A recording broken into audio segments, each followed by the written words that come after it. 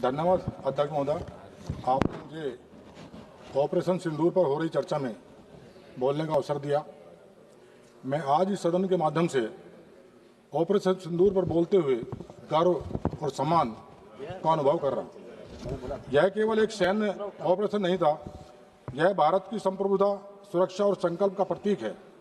यह उन निर्दोष 26 नागरिकों को श्रद्धांजलि देने का संकल्प था जो 22 अप्रैल 25 को पहलगांव में हुए आतंकी हमले में मारे गए। यह ऑपरेशन जम्मू कश्मीर में सक्रिय आतंकी नेटवर्क के खिलाफ एक सुनिश्चित, सटीक और निर्णायक कार्रवाई थी।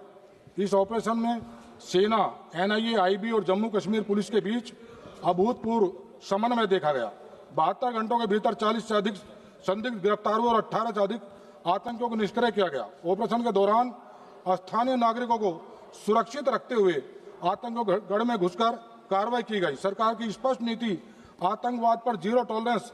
प्रधानमंत्री नरेंद्र मोदी जी के नेतृत्व में सरकार ने शुरू से ही साफ कर दिया है कि आतंकवाद और उसके समर्थकों को बख्शा नहीं जाएगा। अनुच्छेद 370 हटाने के बाद आतंकियों की काफी अधिक संरचना टूट चुकी है। ऑपरेशन सिंदूर इसी नीति का विस्तार है, जहां कूटनीति, खुफिया तंत्र और सैन्य कौशल एक साथ उपयोग हुआ है।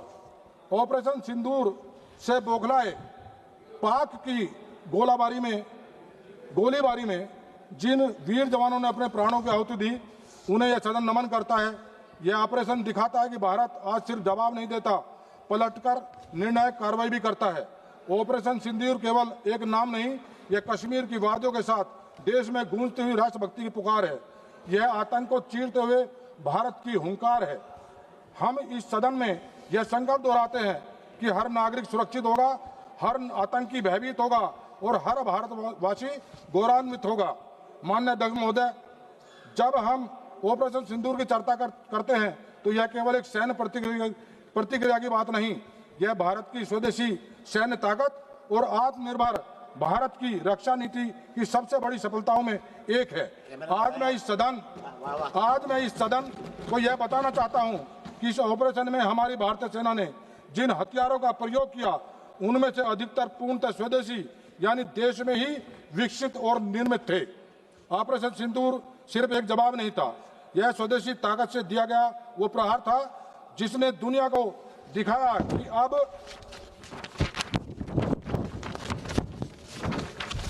अब भारत सिर्फ खरीदार नहीं, निर्माता और निर्णायक शक्ति बन चुका है।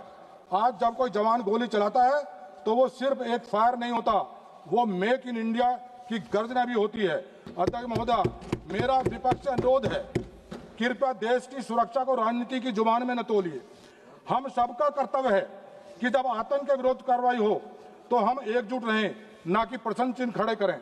ऑपरेशन सिंदूर कोई चुनावी एजेंडा नहीं, बल्कि भारत की आत्मा की रक्षा का संकल्प है। आदरणीय महोदय, मैं एक बात जरूर कहना चाहूंगा। अभी जब अनुराग ठाकुर जी बोल रहे थे और उन्होंने कहा कि शहीद सैनिक के पार्थिव शरीर को जो बॉक्स में लाने का जो फैसला था वो आदरणीय अटल बिहारी वाजपेयी सरकार का था।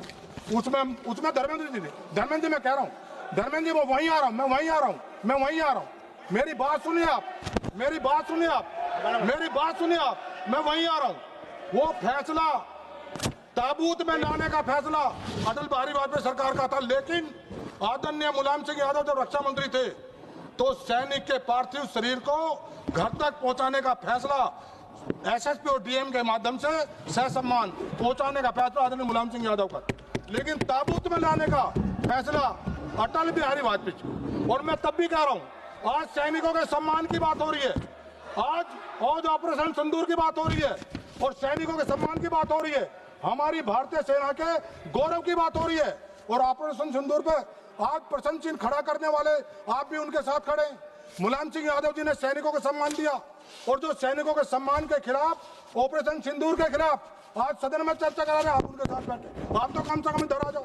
और मैं एक बात और कहना चाहूंगा, अभी मेरे लोकसभा क्षेत्र के एक सैनिक अग्निवीर ललित कुमार अभी शहीद हुए, जो आतंकियों द्वारा बिछाई गई बारूदी सुरंग से उनका अभी वो दुर्घटना में उनका निधन हुआ।